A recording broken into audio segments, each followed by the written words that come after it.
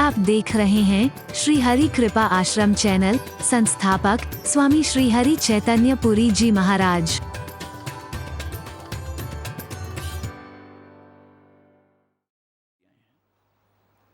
मानव का अभिनय कर रहा है तो कितना कुशल अभिनेता है कि अच्छों की बुद्धि देखते हुए, समझते हुए, जानते हुए भी भ्रमित हो जाती है। कैसों कैसों की हो गई तो एक आम इंसान की हो जाए कोई बहुत बड़ी बात नहीं है। लेकिन इतना सुनिश्चित है कि हमारे मन में जो भ्रम आते हैं परमात्मा के चरित्र के प्रति, उनकी लीलाओं के प्रति, उसका कारण यही है कि हम ये भूल जाते हैं कि वो परमात्मा है। एक मानव रूप में ही समझ बैठते हैं हम उन्हें। मानवों को सिखाने के लिए मानव की एक्टिंग कर रहे थे, वो स्वयं अपने जीवन में अपना करके बताने की कोशिश कर रहे थे, जैसे एक निर्देशक करता है, डायरेक्टर करता है।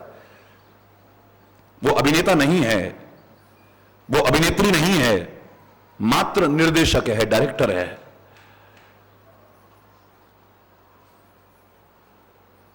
आम व्यक्ति अगर दूर से देखेगा तो ये कहेगा कि ये भी नाटक कर रहा है, देखो ये भी एक्टिंग कर रहा है, खाली ये जो कर रहा है एक्टिंग कर रहा है। एक्टिंग कर नहीं रहा, एक्टिंग करके तुम्हें सिखाने की कोशिश कर रहा है और कुछ नहीं कर रहा है। और कैसा कुशल अभिनेता है कि अच्छों की बुद्धि भ्रमित हो जाए है? हम ये भूल जाते हैं कि परमात्मा है। चतुर्भुज रूप में दर्शन किए हैं, भय प्रगट कृपाला, दीन दयाला, कौशल्या हितकारी, हर्षित महतारी, मुनि मनहारी, अद्भुत रूप निहारी। जरा क्या मुस्कुराए कि फिर बुद्धि भ्रमित हो गई और कहने लगी, बड़ा परमात्मा की तरह उनका गुणानुवाद करने लगी है। बेटा नहीं,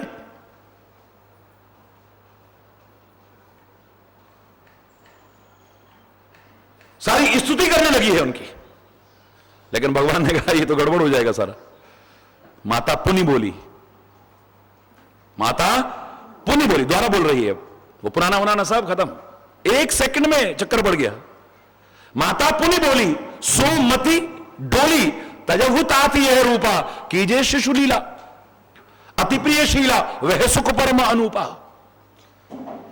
और भगवान भी ऐसे हैं कि सुनि वचन सुजाना, रोदन ठाना, होए बालक सुरभूपा।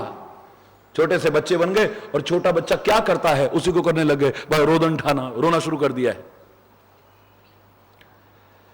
बड़ा अच्छा प्रश्न परसों एक आया मेरे पास प्रश्नोत्तर कार्यक्रम के लिए।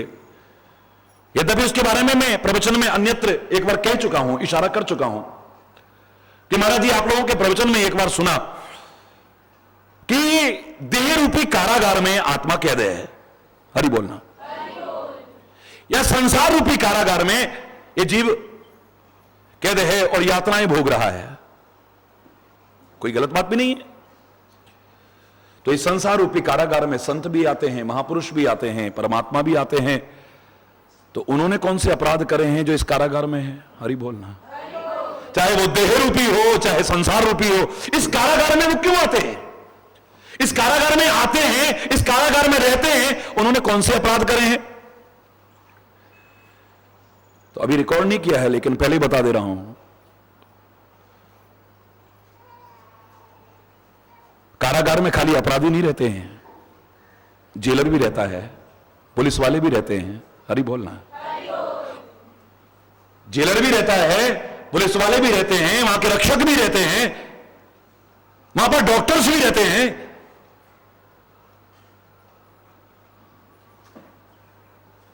तो उन्होंने क्या अपराध करे हैं? कोई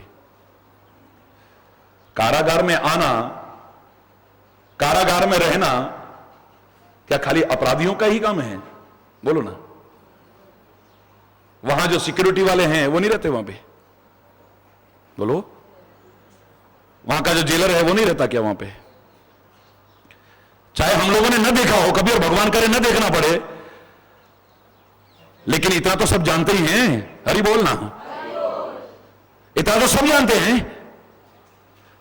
न्यायाधीश भी कई बार निरीक्षण करने आता है, वकील भी जाता है वहां पे, वकील भी जाता है, वो उसे आजाद कराने के लिए जाता है, अपने अपराध के कारण नहीं जाता है। वो अपनी ड्यूटी के कारण रहता है, किसी अपराध के कारण नहीं रहता है। तो इस संसार रूपी कारागार में भी, इस देह रूपी कारागार में भी ये जीव आया है, रह रहा है और परमात्मा तक को देखा है। तो इसका तात्पर्य यह नहीं कि किसी अपराध के कारण, किसी दोष के कारण ही हो। मैं तो कहूंगा कि वो ऐसी लीलाएं करता है कि उनका अनुसरण करके जीव जो इन कारागार में फंसा हुआ है, बंधन में है, वो भी मुक्त हो जाता है, उनको मुक्त करने आता है। भगवान कृष्ण कारागार में उत्पन्न हुए और जैसे ही सामने आए, मेरे को ले चलो, एक क्षण विलंब मत करो, कंस आ गया तो अनर्थ हो जाएगा। कैसे चले? अभी मन में आया ही था कि हमारे तो हथकड़ी बेड़ी पड़ी हुई है। क्या देखते हैं, हथकड़ी बेड़ी तो है ही नहीं, टूट गई। मैंने इसका इतना ही अर्थ करा था, जहां परमात्मा आए वहां भी बंधन न छूटे, ऐसा कैसे हो सकता है? परमात्मा आए और फिर भी बंधन न छूटे, फिर भी बंधन न टूटे। हथकड़ी बेड़ियां खुल गई हैं, जेल के दरवाजे खुल गए हैं, पहरेदार सो गए, हरि बोलना, मथुरावासी सो गए हैं। और वसुदेव जब उनको छोड़ करके आते हैं वापिस, तो फिर बंद हो गया, फिर वही हथकड़ी बेड़ियां अपने आप पड़ गई। मैंने इसका सरलतम अर्थ यही किया था कि जहां परमात्मा आते हैं तो वहां बंधन टूट जाते हैं, और जीव जब परमात्मा को दूर करके आता है तो फिर से बंधनों में बंध जाता है, रह नहीं सकता है। बोली तो वो आए भी हैं वहां, तो काहे के लिए आए हैं? खाली वसुदेव देवकी को नहीं, सारे संसार को बंधन विमुक्त करने आए हैं। कारागार में उत्पन्न होकर के सबको, बंधन के बीच उत्पन्न होकर के सबको बंधन विमुक्त कर जाए, वहां मेरे कन्हैया। वाह, ऐसा चरित्र कहां देखने को और सुनने को, पढ़ने को कहां मिलेगा? जहर से शुरुआत हो और जहर पर अंत हो और सारी दुनिया को अमृत बांट जाए। पैदा होते ही पूतना जहर भरा दूध पिलाने को तैयार है, और लीला का संवरण भी जहर बुझे तीर से होता है। इस जहर के बीच की लीला सारी दुनिया को अमृत बांट के चली गई, इससे बड़ी बात क्या हो सकती है? जहर से शुरुआत, जहर पर, और सारी दुनिया को अमृत बांट गया, प्यार का अमृत बांट गया, गीता का अमृत बांट गया। वाह वाह मेरे कन्हैया, हरि बोलना। बंधन में आकर के भी सारी दुनिया को बंधन विमुक्त कर गया। महापुरुष भी, परमात्मा भी इस संसार रूपी कारागार में आते हैं, अपराध के कारण नहीं, दोषों के कारण नहीं, कि पाप और अनाचार के कारण नहीं। इस संसार के जो कारागार में, ये बंधनों में बंधे हुए, विभिन्न प्रकार के बंधनों में, इन सबको मुक्त कराने आते हैं, आजाद कराने आते हैं, और उसके बाद कैसा जीवन जीना चाहिए ये सिखाते हैं। लेकिन वो सिखाते सिखाते इतने कुशल अभिनेता बनकर के सिखाते हैं, हम भूल जाते हैं कि ये मानव नहीं है, ये परमात्मा है। लक्ष्मण जी कहते हैं, मेरे भैया, जो हमारा प्रसंग आगे बढ़ा था, लक्ष्मण गीता का दिव्य संदेश, ये राम मानव नहीं है। तुम्हारे मन में जो संदेह आया है ना, कहां राज्य के सुखों में रहने वाले आज पेड़ के नीचे घास फूस और पत्तों पर लेटे हुए हैं, क्या कर्म करे होंगे? कर्म प्रधान सत्य के हैं लोगों। नहीं नहीं नहीं नहीं, हे निषाद राज, ये विषाद तुम्हारे हृदय में इनको मानव समझने के कारण हुआ है। राम ब्रह्म, बोलो, राम ब्रह्म है, मानव नहीं है, पहले तो ये समझ लो। वही चीज अगर एक आम व्यक्ति करता है और वही चीज एक महापुरुष के जीवन में देखने को मिलती है, तो दोनों में बहुत अंतर होगा, दोनों में बहुत अंतर होगा। रामायण में कई बार ये कहने में संकोच नहीं किया है, हालांकि मैं कहूंगा संत को, महापुरुष को और परमात्मा के अवतारों को भी श्री राम की तरह ऐसा मर्यादा का पालन करना चाहिए कि जहां कोई दोष दृष्टि होने पर तो दोष निकाल करके दिखा दे, वरना कोई सज्जन लाख ढूंढने की कोशिश करे, एक कमी भी वहां पर नजर ना आए। अनंत है, एक कमी नजर ना आए, कहीं पर कोई उंगली ना उठ सके। कोई जानकार अगर हो तो, विज्ञ अगर कोई है तो, अनविज्ञ की बात नहीं कर रहा हूं मैं। पंडित मुनि पावही विरति, पावही मोह विमूढ़, राम के वही चरित्र हैं, विमूढ़ जो होते हैं उनकी बुद्धि भ्रमित हो जाती है, और जो जानकार हैं, विज्ञ हैं, उनको वैराग्य पैदा हो जाता है। अब उनको परमात्मा के अलावा कुछ अच्छा ही नहीं लगता। उनके चरित्र सुनना, उनकी लीलाएं कर और उनकी भक्ति करना, चरित्र वही था। लेकिन दो लोगों को अलग अलग है। एक बड़ी मस्त होकर के आज तक गा रही हैं कि मेरी मटकी में मार गयो ढेला, मेरो शाम बड़ो, आंखों से आंसू बह रहे हैं, नाच रहे हैं, मस्त होकर के गा रहे हैं, लीला वही है। और दूसरा ये भगवान है कोई है, कंकड़ी मार रहा है, ये भगवान है कोई? हरि बोलना। लीला दो नहीं है, लीला एक ही है। हरि बोलना।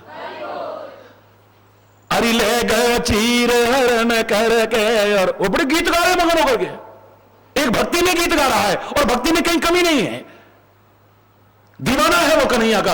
और दूसरा ये भगवान है कोई, चीर हरण करके ले गया। हरि बोलना, जोर से बोलना। एक गोविंद जय जय, गोपाल जय जय करके आनंद विभोर हो रहा है, और एक गोपाल गाय चराने वाला, एक भगवान हो सकता है ये? बन मन में गाय चराई बड़ो आयो कहेंगे। हरि बोलना। है गाय, कल तक गैया चरावे हो, आज द्वारकाधीश बन गए, जन कहा समझ रहे हो? हरि बोलना। जोर से बोलो ना। एक गोपाल ही तो है, गाय चराने वाला।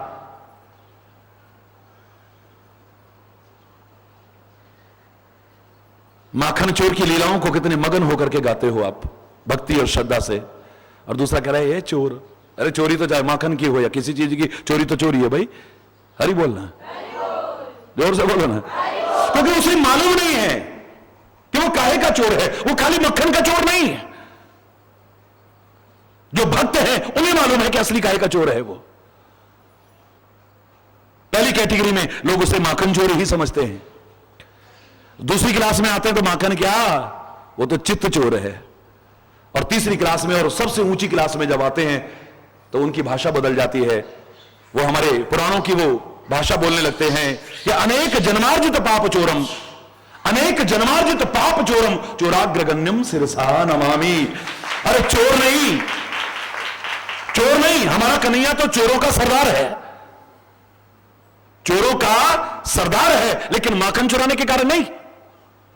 हमारा कन्हैया चोरों का सरदार है, चोरों का सिरमौर है, लेकिन माखन चुराने के कारण नहीं, चित्त चुराने के कारण नहीं। अनेक जन्मार्जित पाप चोरम, अनेक जन्मों के जो हमारे इकट्ठे हो चुके हैं पाप, जो उसकी शरण में आ जाए उनको चुरा लेता है, इसलिए उसे चोर कहते हैं। इसलिए उसे हरि कहते हैं क्योंकि वो हरण कर लेता है। हरि माने हरण करना। हमारा धन नहीं, हमारी संपत्ति नहीं, हमारी जायदाद नहीं, हमारी स्त्री नहीं, हमारा मान सम्मान नहीं। हरण कर ले जो हमारे पापों का, हरण कर ले जो हमारे दुखों का, हरण कर ले जो हमारे क्लेशों का, हरण कर ले जो हमारी विपदाओं का, उसको हरि कहते हैं। हरण कर लेता है, चुरा लेता है, जिसे तुलसी ने अपने शब्दों में कहा है। तुलसी ने अपने शब्दों में कहा है जिसे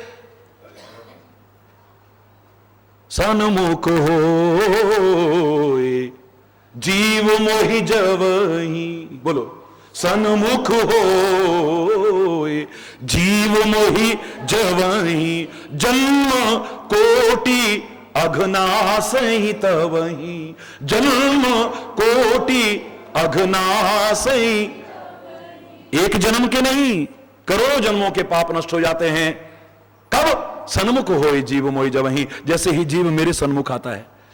जैसे प्रकाश की एक किरण चली जाए, लाखों वर्षों से इकट्ठा हुआ अंधकार गुफा के अंदर से एक क्षण में भाग जाता है, टिक नहीं सकता है, कब्जा नहीं कर सकता है वो।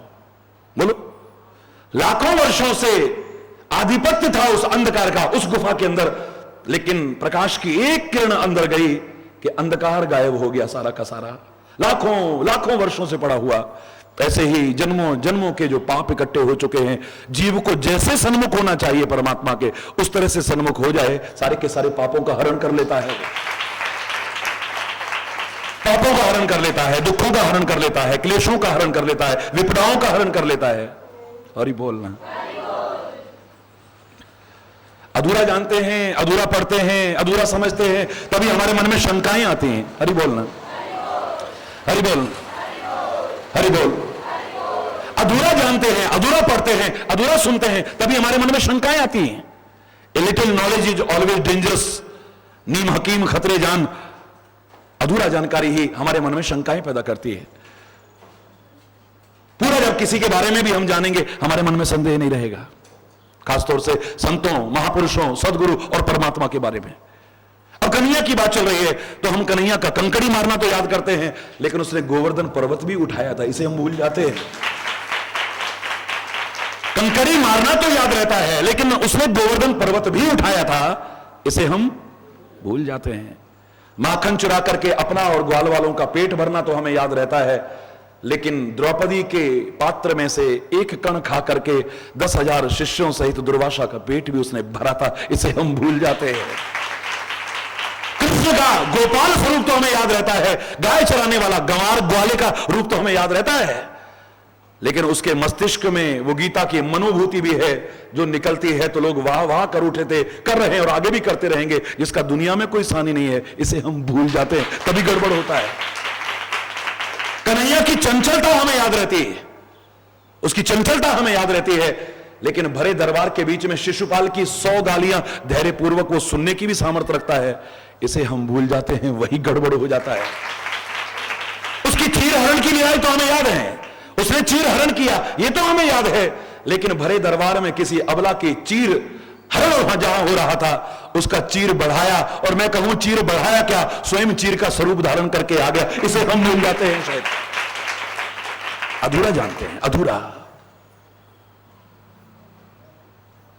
पूर्ण जानकारी ले तो शंका है ही नहीं है, तो भी राम को पूरा नहीं जानता है। हे निषादराज, लक्ष्मण जी कह रहे हैं, जीवों के आचार्य लक्ष्मण जी कह रहे हैं, लक्ष्मण गीता के दिव्य संदेश में कह रहे हैं, राम जो तेरे को दिख रहा है ना, जो आंखों से दिख रहा है, खाली इतना मत समझना,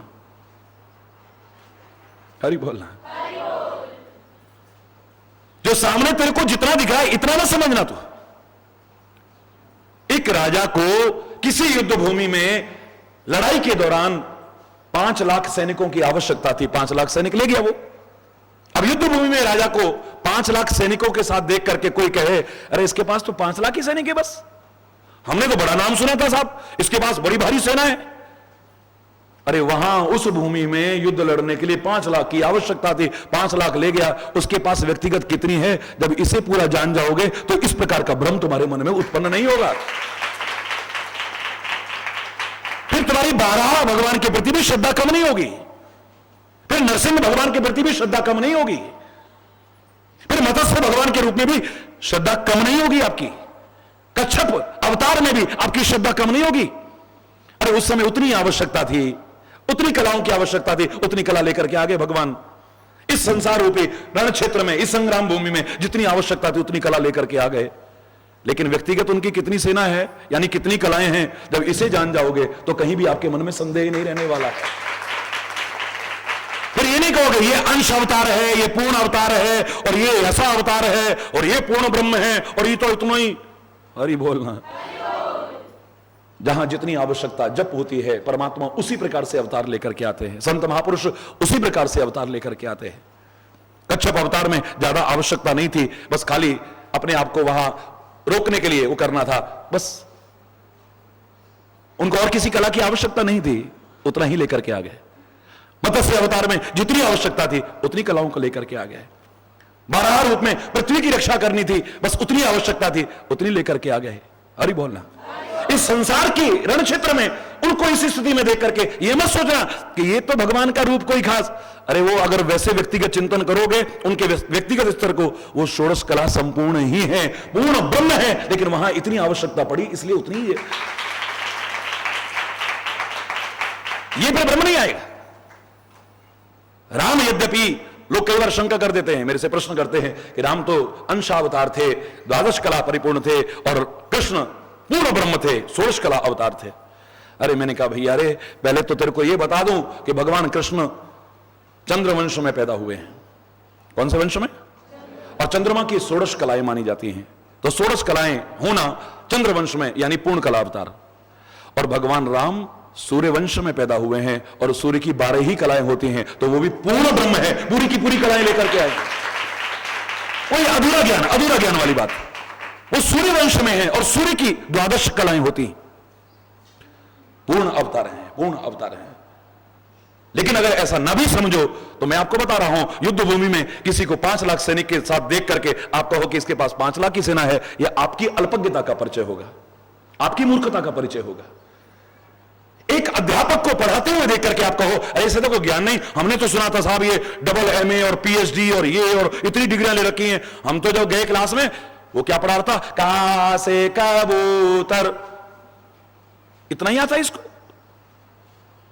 जिनको सिखाना है उनके स्तर पर उतर करके वो सिखाने की कोशिश कर रहा है, क्योंकि जिनको सिखाना है उनके स्तर पर यदि नहीं उतरेंगे तब तक उनको सिखा नहीं सकते हैं। वहां पर उनको सिखाने के लिए इतना ही आवश्यक है, उतना ही इस्तेमाल कर रहा है, लेकिन जब व्यक्तिगत चिंतन उसका देखोगे तब पता चल जाएगा खाली इसको इतना ही नहीं आता है, इसको तो बहुत ज्ञान है? बोलिए, एक MA PhD अध्यापक अगर पहली कक्षा में चला जाए तो वहां पर आप उसको देखो, अरे यार इसको तो कुछ आता ही नहीं, महाराज जी को कहां क्या बोलना है, किस माहौल में कितना बोलना है, अब उसको देख करके आदमी निर्णय ले ले कि इनको तो इतना ही आता है, तो शायद ये अल्पज्ञता और मूर्खता का परिचय होगा। जिस स्तर पर जिनको जितनी आवश्यकता है संत महापुरुष परमात्मा उतना ही उपयोग में लाते हैं, व्यक्तिगत उनका चिंतन देखेंगे तो फिर कहीं भी शंका और भ्रम का स्थान ही नहीं रहेगा। ये जो राम दिख रहे हैं तुमको, जिस रूप में देख रहे हो, खाली इतना ही मत समझना, ये खाली मानव नहीं है। तुम्हारे मन में जो भ्रम आया है उनको मानव समझ करके आया है। राम ब्रह्म, बोलो, राम ब्रह्म है, ये साक्षात परमात्मा है, परात्पर ब्रह्म है, ये परमार्थ रूपा, ये स्वार्थ रूप नहीं है। इनके संत, इनके भक्त, इनके महापुरुष वो परमार्थी हैं, तो परमात्मा स्वार्थी कैसे हो सकता है? वो तो परमार्थी ही होगा। और ये जो तुम कह रहे हो ये स्वार्थियों के साथ होता है। ये जो स्वार्थी लोग होते हैं ना, उन्हीं के कर्मों में विभेद आता है। परमार्थी के जीवन में किसी प्रकार का विभेद दिखाई नहीं देगा आपको। पृथ्वी परमार्थ स्वरूप है तो ये कहां भेद करती है? हिंदू हो, मुसलमान हो, सिख हो, ईसाई हो, ब्राह्मण हो, क्षत्रिय हो, वैश्य हो, शूद्र हो, मानव हो, दानव हो, पशु हो, पक्षी हो, कीट मकोड़ा हो, कोई भी क्यों ना हो, सबको अपने आंचल में समेट के रखती है। वहां पर कोई भेद आपको नजर नहीं आए। ये हवाएं जो चल रही हैं ये परमार्थ स्वरूप है, स्वार्थ स्वरूप नहीं है। इनका परमार्थ में स्वरूप है, तो ये कोई विभेद कर ही नहीं सकती हैं। ये किसी प्रकार का जाति का, किसी प्रकार का धर्म का, किसी प्रकार की स्थिति का ये भेद करेंगी? इनको तो जीवन बचाने के लिए मैं हवा दूं और दूसरे को न दूं? सबके जान बचाने में लगी हैं ये, बिना किसी भेदभाव के सबको समान रूप से लाभ पहुंचा रही हैं। ये हवाएं समान रूप से लाभ पहुंचा रहे हैं, पर्वत समान रूप से लाभ पहुंचा रही हैं, नदियां समान रूप से लाभ पहुंचा रही है, पृथ्वी समान रूप से लाभ पहुंचा रहा है, सूर्य समान रूप से लाभ पहुंचाता है, बादल, ये सब के सब परमार्थ स्वरूप हैं। इनकी निगाह में कोई विभेद नहीं है। तो संत, सदगुरु, महापुरुष और परमात्मा भी तो स्वार्थ में जीवन नहीं जीते हैं। जो जीते हैं वो कहलाने इस लायक नहीं है, परमार्थ स्वरूप हैं, इसलिए इनकी नजर में भी कोई विभेद नहीं होता है। ये भी सबके हैं और सब इनके हैं, वो समान रूप से सबको लाभान्वित करते हैं, समान रूप से सबको लाभान्वित करने की कोशिश करते हैं। उनकी नजर में कोई भेदभाव नहीं है, और जो भेदभाव करता होगा वो संत है भी नहीं, वो सदगुरु है भी नहीं, महापुरुष है भी नहीं, और परमात्मा है भी नहीं। जिसके लिए सारे अपने हों, यही तो मैंने कहा था, बोले देवी मैया खुश हो जाएगी अगर बलि चढ़ाओ। अरे मूर्खो, एक तरफ कहते हो या देवी सर्वभूतेषु, सब भूतों के अंदर स्थित है वो, इस रूप में, इस रूप में, इस रूप में, इस रूप में है। नमस्तस्यै नमस्तस्यै नमस्तस्यै नमो नमः, इन रूप में है, इन रूप में उसको नमस्कार हो, नमस्कार हो, नमस्कार हो। नमो देवी महामाये विश्वोत्पत्ति करेश्वरे निर्गुणे सर्वभूतेषु मातः शंकर कामदे तुम भूमि सर्वभूतानाम, सब भूतों में तू ही है और तू जगत जननी है, किसी को कष्ट में देख ही नहीं सकती है, सबके कष्ट दूर करने वाली है। हरि बोलना। कुपुत्रो जायेत क्वचिदपि कुमाता न भवति, पुत्र कुपुत्र हो सकता है लेकिन माता कभी कुमाता नहीं हो सकती। तो मैंने कहा अगर अगर वो सारी सृष्टि की मां है तो फिर तो सारे उसकी औलाद हैं। जो मां अपने बच्चों को खा करके खुश होती होगी, मैं उसे मां नहीं डायन कहता हूं। अरे बोलना। इसलिए मैं साफ शब्दों में कह रहा हूं कि वो जगत माता चर अचर सबकी मां है। इसलिए वो तुम्हारे पेट खुश हो सकती हैं, उन मांसाहारी जीवियों के पेट खुश हो सकते हैं, उनकी जवानें खुश हो सकती हैं, जीव ललचा सकती है, लेकिन मेरी मां, मेरी जगत मां कभी भी प्रसन्न नहीं हो सकती किसी जीव की हत्या करके। उसको कुर्बान करके नहीं, उसको मार करके नहीं, पशुओं को मार करके उस जगत माता को खुश करो, यह मूर्खतापूर्ण चिंतन होगा। उसकी बलि चढ़ा करके तुम देवी को प्रसन्न करना चाहो, इससे बड़े मूर्खता का चिंतन और कोई नहीं हो सकता है। एक मां अपने बच्चे को, अरे मानव भी उसकी औलाद है, दानव भी उसकी औलाद है, पशु पक्षी भी उसकी औलाद, सारे उसी की तो औलाद हैं। कौन सी मां ऐसी होगी जो अपने बच्चों को खा करके खुश होती होगी? एक सांपनी है जो अपने अंडे भी खा जाती है, तो सर्पनी को तुम किस रूप में मानते हो तुम भी जानते हो। अरे बोलना, अरे बोलना। एक डायन है जो अपने बच्चों को भी खा जाएगी। ये एक तरफ जगत माता कहते हो, परमात्मा स्वरूप कहते हो, सृष्टि की उत्पत्ति करता, पालन करता, संहर्ता कहते हो, सर्वस्व से मानते हो, और दूसरी तरफ कहते हो नहीं नहीं नहीं नहीं नहीं नहीं नहीं, पशुओं को मार करके देवी को खुश करना यह मूर्खतापूर्ण चिंतन है। मैं तो कहूंगा अगर शास्त्रों में कहीं ऐसा है नहीं, अगर तुम्हें कहीं नजर भी आता है तो उसका अर्थ का अनर्थ मत करो। मनुष्य रूपेण मृगाश्चरन्ति, ओ मनुष्य रूप में पशुतुल्य विचरण करने वाले, तू अपनी पशुता को खत्म कर। पशुओं को खत्म करने की जरूरत नहीं, अपनी पशुता को खत्म। मानव होते हुए भी जो तेरी पशुता तेरे अंदर आ गई है, तेरे कर्म, तेरा आचरण, तेरी प्रवृत्तियां पशुओं की तरह हो गई हैं, उसे खत्म कर, पशुओं को खत्म मत कर। अल्लाह को प्यारी है कुर्बानी। हरि बोलना। मैं कोई विरोध थोड़ी करूंगा इस बात का, कुर्बानी प्रिय, मैं कह रहा हूं कुर्बानी प्रिय है, लेकिन बकरों की नहीं, भैंसों की नहीं, भेड़ों की नहीं। उसे कुर्बानी अगर पसंद है तो अपने हितों की कुर्बानी दो ना, अपने स्वार्थों की कुर्बानी दो ना, और जरूरत पड़े तो इस राष्ट्र के लिए, इस धर्म के लिए, इस समाज के लिए, किसी की रक्षा करने के लिए अपनी कुर्बानी भी देनी पड़े तो दो। ये जानवरों को मार करके अल्लाह प्रसन्न हो जाएगा, वो भगवान खुश हो जाएगा, देवी माता खुश हो जाएगी, ये मूर्खतापूर्ण चिंतन है। हरि बोलना। ये अधूरा चिंतन है। वो भेदभाव नहीं कर सकते हैं। कैसे करेंगे भेदभाव? बोलिए। वो भेदभाव कर ही नहीं सकते क्योंकि सब उसके हैं। संत, महापुरुष, परमात्मा ये भी स्वार्थ में जीवन नहीं जीते हैं। स्वार्थी आदमी भेद कर सकता है, इससे मेरा स्वार्थ सिद्ध हो जाएगा, इसको ज्यादा महत्व देगा, उससे स्वार्थ सिद्ध नहीं होगा, उसको कम महत्व देगा। हरि बोलना। उसके स्वार्थ में बाधा पड़े तो कितना भी प्यार हो 1 सेकंड में खत्म कर बैठेगा। उसका स्वार्थ बढ़े तो गधे को भी बाप बना ले। हरि बोलना। मेरी बात अन्यथा मत लीजिएगा। स्वार्थी आदमी भेद कर सकता है। इसने ज्यादा चढ़ा दिया, उसको ज्यादा प्रसाद दे दिया, उसने कुछ नहीं चढ़ाया, जाओ लाइन में लग के प्रसाद ले लो। जो आजकल का ढोंग पाखंड चल रहा है तथाकथित संतों और गुरुओं कहलाने वालों में, यह भेद कहां आता है? जहां स्वार्थ होगा। जहां स्वार्थ नहीं होगा वहां पर विभेद नहीं आ सकता है, वहां समदृष्टि होगी, सर्वत्र एक जैसा होगा, एक परिवार समझा जाएगा, वहां एक परिवार होगा वहां पे। और जो स्वार्थ में जीवन जीते हैं, भेद दृष्टि रखते हैं, वो मानव हो सकते हैं। मानव भी नहीं, मानव शरीरधारी हो सकते हैं। संत नहीं, गुरु नहीं, महापुरुष नहीं, और परमात्मा तो बिल्कुल भी नहीं। हरि बोलना। राम ब्रह्म परमार्थ रूपा। तेरे मन में जो संदेह आया, इनको मानव समझ करके आया है। अगर तू भगवान समझे, तेरे मन में शंका कहां आएगी? भगवान को ऐसा नहीं करना चाहिए, ये तो मूर्ख कह सकता है। समझदार क्या कहेगा? भगवान ज्यादा जानता है भैया, क्या करना है, कब करना है, कैसे करना है? हम कौन होते हैं उन्हें समझाने वाले? हमें उनसे समझना है या उनको समझाना है? सदगुरु ज्यादा जानता है कि उसे क्या करना है, कैसे करना है, कहां करना है, कब करना है, किसके साथ करना है। हम उसे समझाएंगे। हमने समझाना होता तो सीखने का को आते उनसे, हम सिखाएंगे उनको, या सीखने हैं? हम सीखने आए हैं, सिखाने नहीं आए हैं। संत से सीखने आए हैं, सिखाने नहीं आए हैं। सदगुरु को सिखाने नहीं, सीखने आए हैं। और परमात्मा को सिखाने नहीं, उनसे सीखने आए हैं। इस तरह हरि बोल। हमें सीखना है, सिखाना नहीं उनको।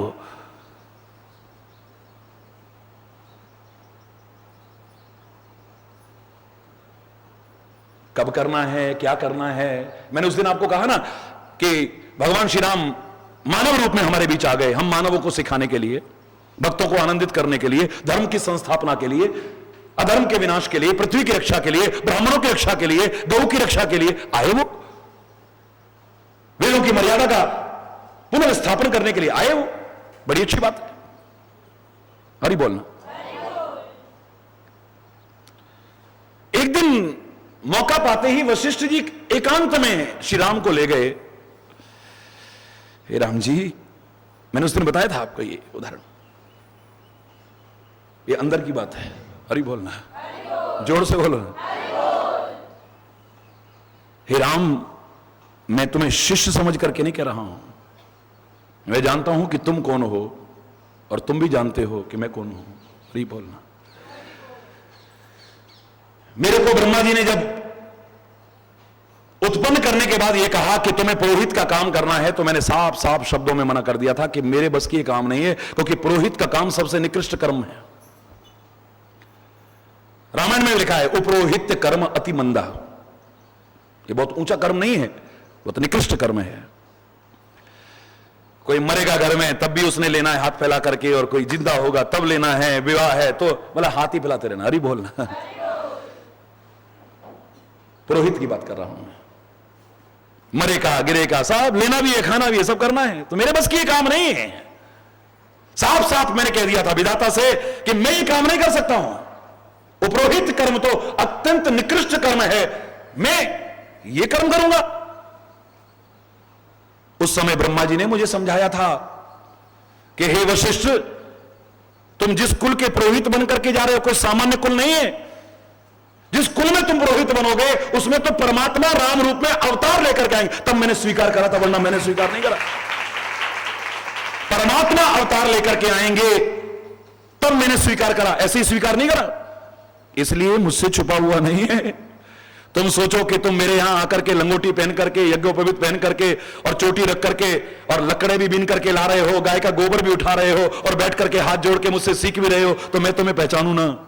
इस भ्रम में मत रहना। अरे बोलना है? मैं तुम्हें विद्या दे रहा था, जैसे विश्वामित्र के लिए कहा विश्वामित्र प्रभु जी चीनी विद्या निधि कहूं विद्या दीनी। हृदय में पहचान गए तो परमात्मा है, लेकिन फिर भी विद्या निधि कहूं विद्या दीनी। और उन्होंने भी नहीं कहा कि मुझको क्या सिखाओगे, मैं तो परमात्मा हूं और तुम पहचान भी गए हो, मैं तुम्हारे दिल की बात समझ सकता हूं, तो मुझे क्यों सिखा रहे हो।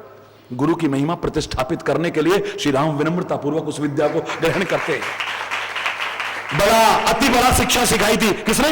विश्वामित्र जी ने। बला अति बला, जिसमें भूख नहीं लगती, प्यास नहीं लगती है। उनको तो पता था जंगलों में रहना है इन्होंने। हरि बोलना, जोर से बोलो ना। तो गुरु की तो दूरदृष्टि होती है। मैंने कहा ना, गुरु को ब्रह्मा मैंने क्यों कहा है। और लोग चाहे जो अर्थ करते हो, मैं साफ साफ कह रहा हूं, उसके चार मुंह ना हो लेकिन चारों ओर उसकी नजर होती है। कोई कोना ऐसा नहीं जो उसकी निगाह से बच जाए, सर्वत्र उसकी दृष्टि होती है। इसलिए ब्रह्मा कहा है, सर्वत्र दृष्टि होती है उसकी, चारों ओर दृष्टि होती है। चार मुख न सही, हरि बोलना, दूरदृष्टि होती है उसकी। विवेकानंद को आते ही गले लगा लिया था स्वामी रामकृष्ण परमहंस ने। वो विवेकानंद जो अपने घर के आर्थिक अभाव का रोना लेकर के आया था, कोई भक्ति भावना मांगने नहीं आया था, वो ज्ञान सीखने नहीं आया था। काली मां से मेरे लिए भी प्रार्थना कर दो। पहले कहते हैं बड़ा अच्छा परिवार था इनका, आर्थिक संपन्न था, लेकिन समय के अनुसार बहुत तंगी आ गई थी और घर में खाने तक को नहीं था विवेकानंद के परिवार में। आर्थिक समस्या लेकर के, एक स्वार्थ लेकर के ही आया था। लेकिन वाह, सदगुरु की दूरदृष्टि कैसी है, पकड़ा गले लगा लिया है। पहले 2-3 बार परीक्षा ले ली। अच्छा जाओ, मैं क्यों कहूं, काली मां खाली मेरी थोड़ी है, तुम्हारी भी है, जाके खुद कहो ना, वो सबकी सुनती है। तुम जाकर के कहो काली मां हमारे घर को धन धान्य संपन्न कर दो। साथ में हाथ भी रख दिया कि बेटा ये नहीं मांगेगा अब तू। अरे बोलना, अपने लिए नहीं मांगेगा तू, खाली जिनको अपना तूने समझा है उनके लिए नहीं मांगेगा तू। गया है, जाकर के देवी मां के सामने खड़ा हुआ है, लेकिन नहीं मांग सका। आकर के फिर चरणों में बैठ गया। कहो क्या मांगा, चुप, द्वारा जाओ जाओ जाओ, कहना हमारे घर में खूब धन धान्य हो जाए। द्वारा गया, कुछ नहीं कहा। तीसरी बार कहते हैं तू आया इसलिए नहीं है, अरे तू खाली अपने और गिने चुने जिनको अपना मानता है उनके लिए नहीं, सारी दुनिया के भला मांगने के लिए आया। तो इस मार्ग में आगे चला, सारी सृष्टि का भला हो, सारे संसार का भला हो, तू तो इसलिए आया है दुनिया में। आओ, हरि बोल रहा, दूरदृष्टि है, पहचान लिया ये कौन है। और मैं औरों की क्या कहूं, सूट बूट पहन करके गया था ये, बहुत संतों के दर्शन करे थे, संस्कार थे प्रारंभ से ही, ये किसी से छुपा हुआ नहीं है। लोगों ने देखा भी हो तो पूर्व के लोग रामायण और कीर्तन के अलावा या सत्संग के अलावा मेरे को कहीं देखा भी नहीं होगा किसी ने। खुले शब्दों में कह रहा हूं, चैलेंज करके कह रहा हूं। परिवार के संस्कार भी थे और अपने संस्कार ईश्वर की कृपा से थे। बहुतों को सम्मान भी दिया होगा, बहुतों के चरणों में प्रणाम भी किया होगा, बहुतों की वाणी भी सुनी होगी, लेकिन समर्पण करने का भाव नहीं आया। और जब कॉलेज का ये स्टूडेंट वहां गया,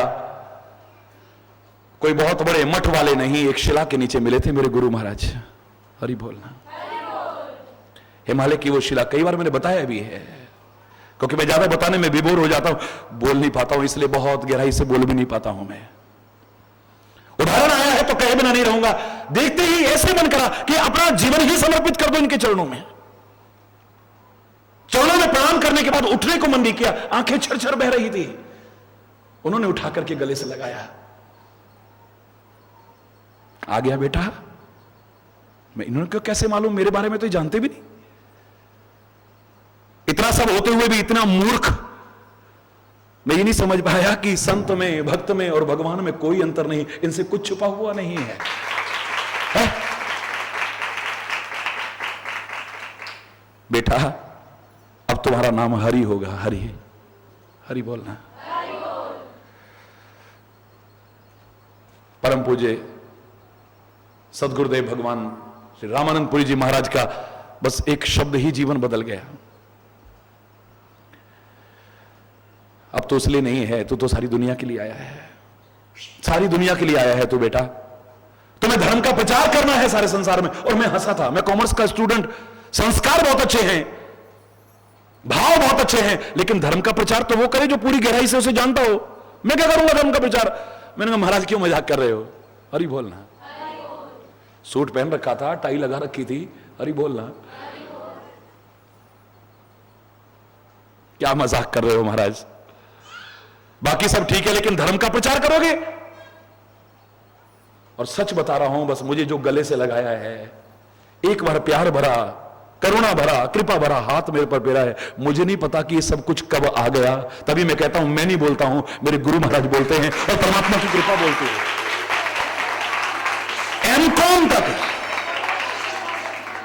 एमकॉम तक कॉमर्स का स्टूडेंट आज धर्म की गहराइयों की चर्चा करे, तो ये मेरी सामर्थ्य तो नहीं हो सकती है।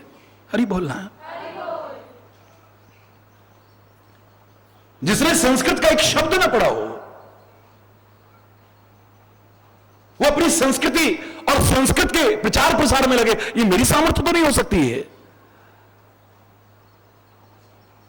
हरि बोलना।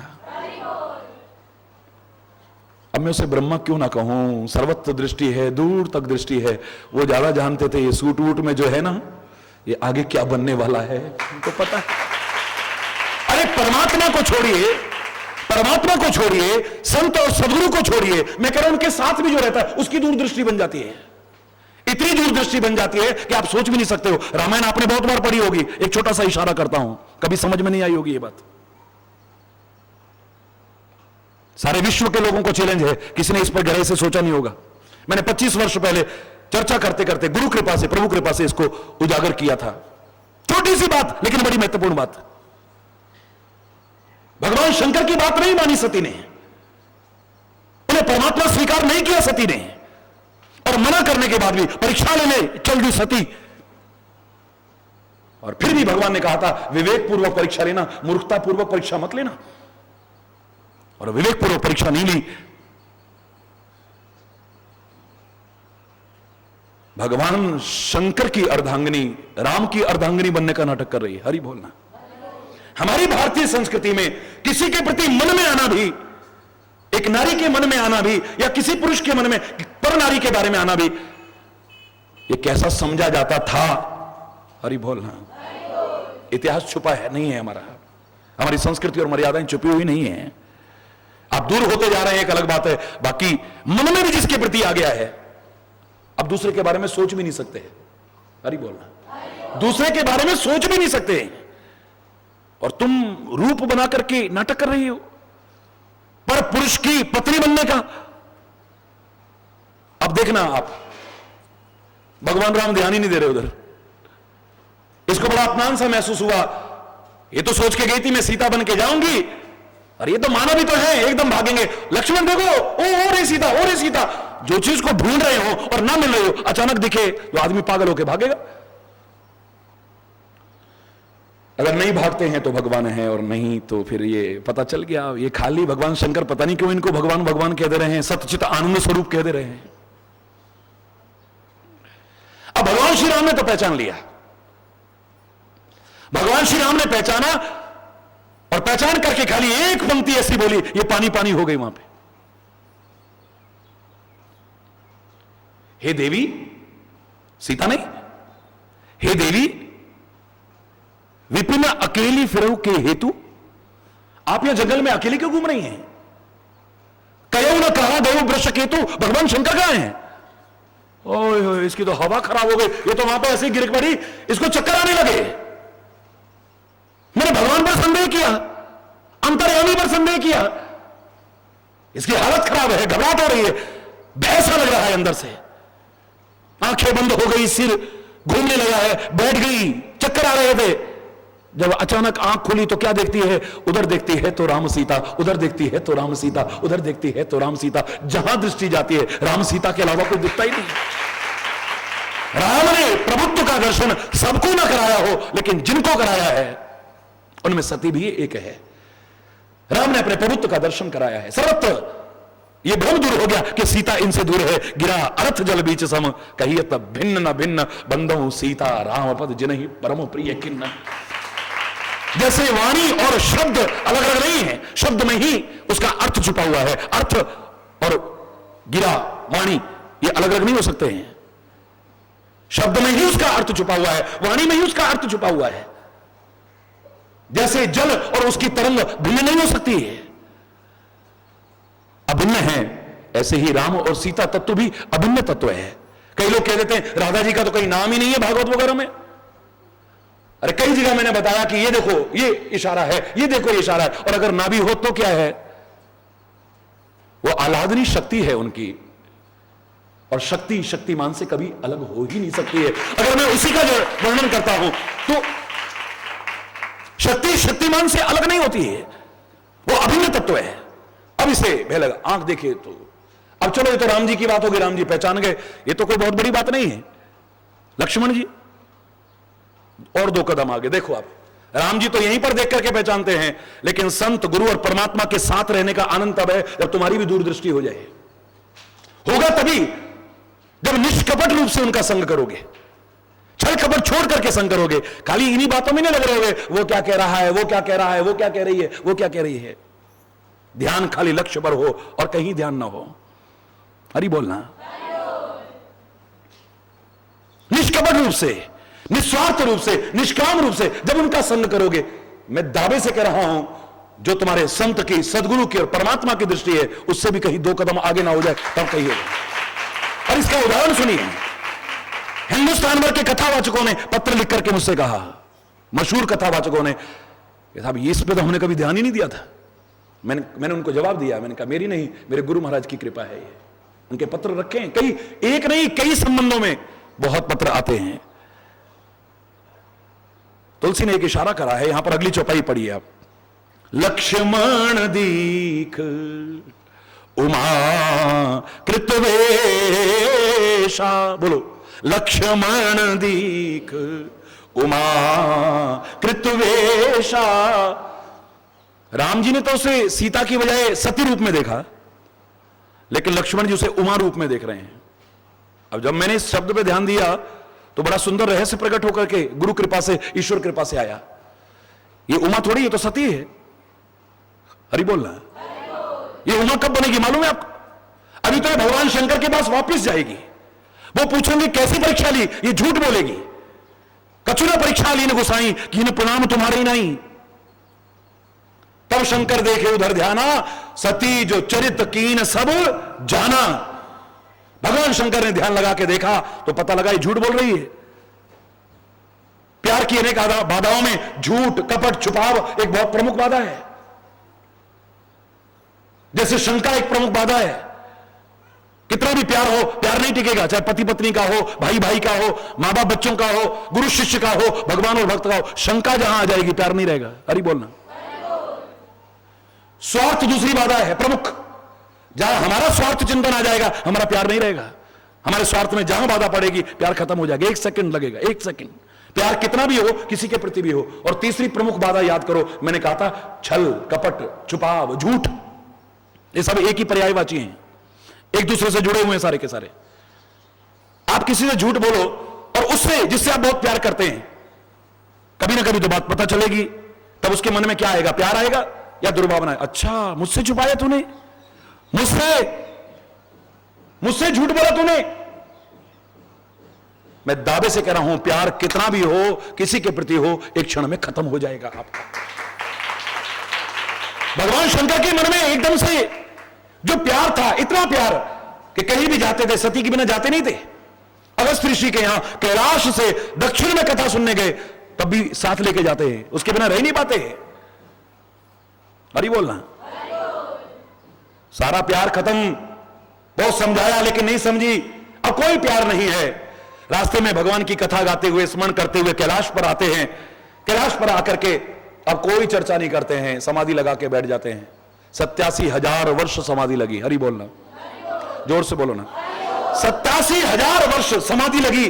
और 87,000 वर्ष बाद भी जब समाधि टूटती है, आंख खुलती है, तो परमात्मा का स्मरण करते हैं। ये नहीं कहते सती कहां हो। हरि बोलना।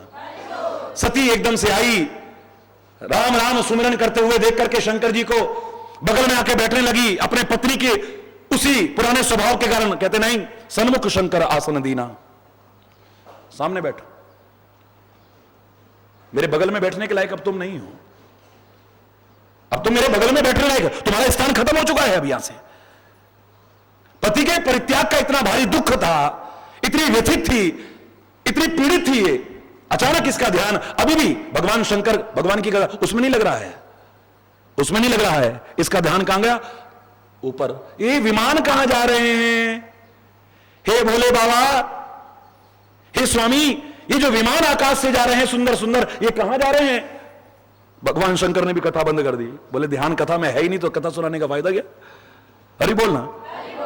ओ तुम्हारे पिता के घर में यज्ञ हो रहा है ना, वहां जा रहे हैं। कहने लगे हरि कथा रसाला, मीठी मीठी हरि कथा कह रहे थे। और इसका ध्यान मीठी कथा में नहीं है, आकाश में। भगवान ने कथा करी बंद। ये जो विमान जा रहे हैं ना, तुम्हारे पिता के घर में यज्ञ है, वहां पर जा रहे हैं। आपकी आज्ञा हो तो मैं भी होया हूं। अरे पहले नाराजगी तो दूर कर ले।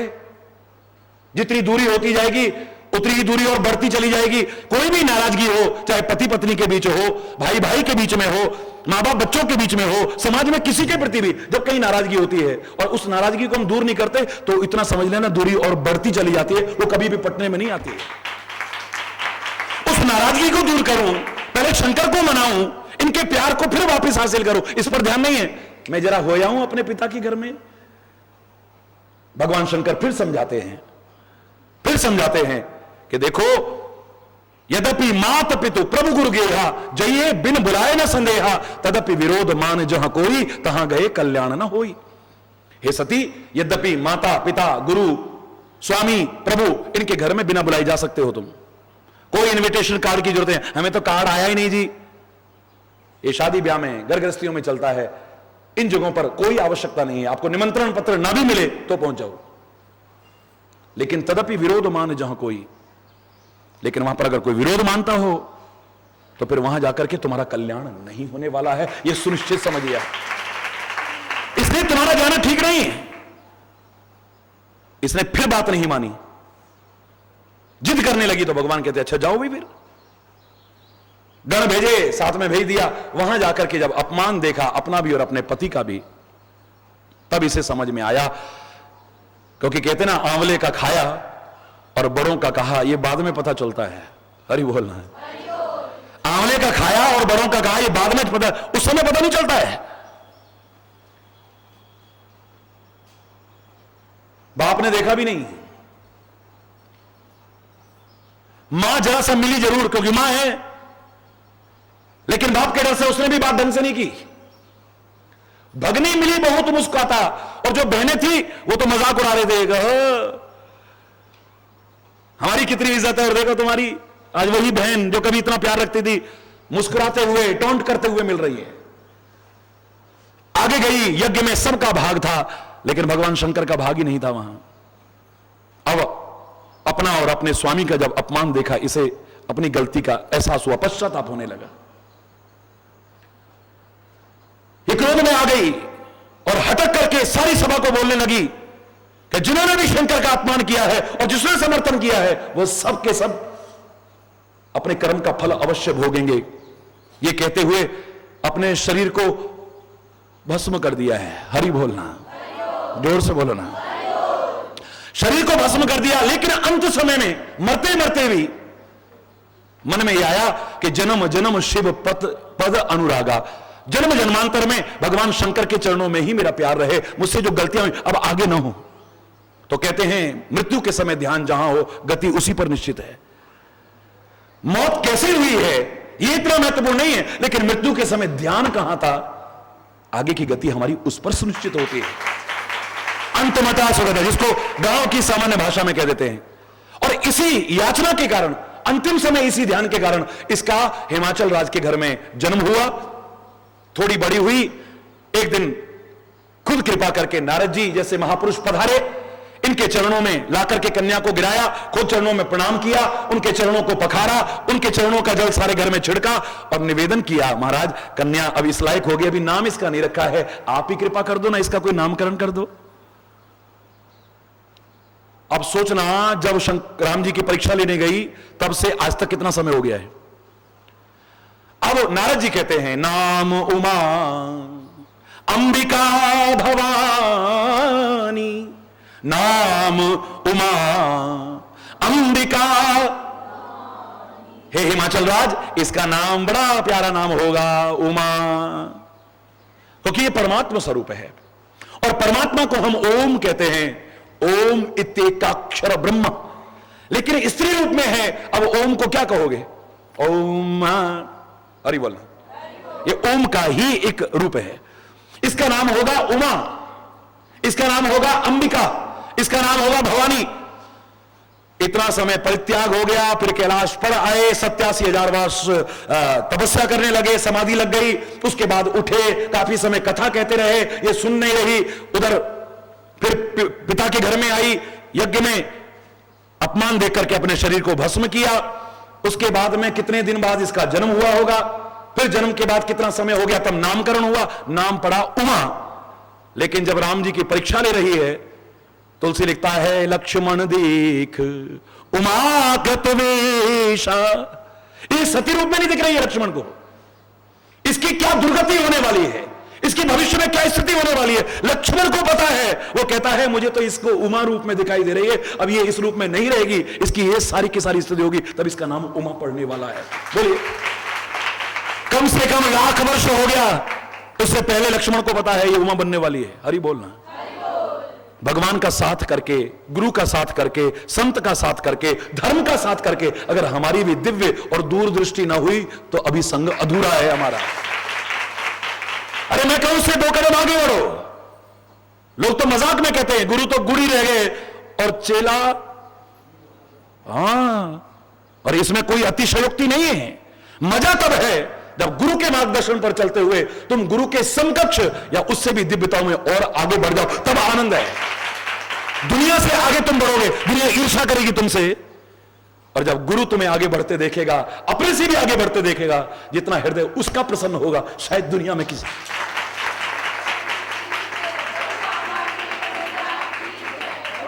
उसका हृदय प्रसन्न होगा। आप आगे बढ़ो, दुनिया के लोग तुमसे आगे बढ़ने पर ईर्ष्या करेंगे और खास तौर से उनसे आगे बढ़ जाओ तो हमसे भी आगे बढ़ गया भाई, जलन हो जाएगी,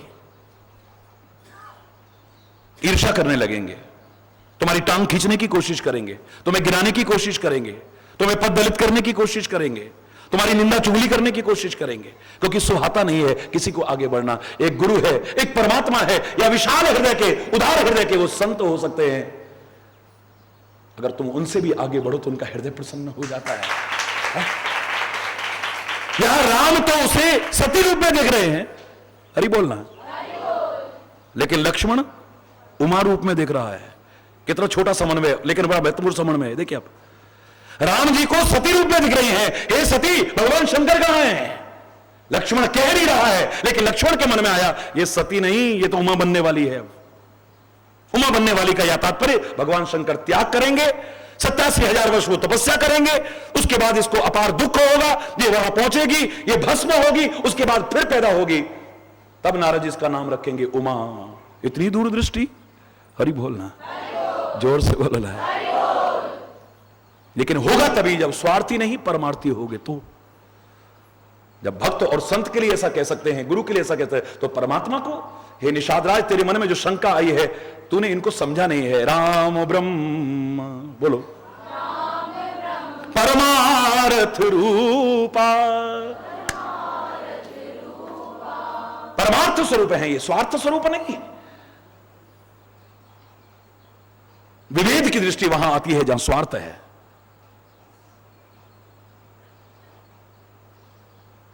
ये कर्म और वासनाओं के कारण ये फल भोगने की जो स्थिति आती है, ये वहीं आएगी जहां स्वार्थ है। परमार्थी की क्रिया अपने लिए है ही नहीं, उसको क्या पाप लगेगा, क्या पुण्य लगेगा, क्या वो स्वर्ग में जाएगा और क्या नरक में जाएगा, क्या वो सुख उठाएगा, क्या दुख उठाएगा। वो तो दुख में भी सुख अनुभव करता है और सुख का परित्याग करके दुनिया को सुख पहुंचाने की कोशिश करता है? अपना सुख उठा करके दुनिया को सुख पहुंचाने की कोशिश करता है।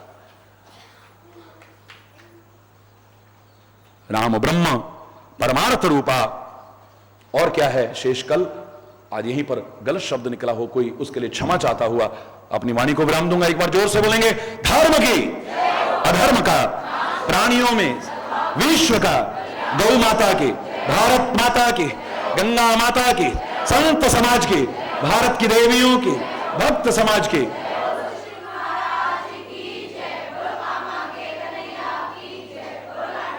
बोलो वृंदावन बिहारी लाल की जय। जय श्री राधे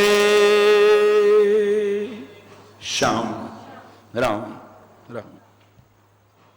हरि बोल। श्री गुरु चरण स्वरूप।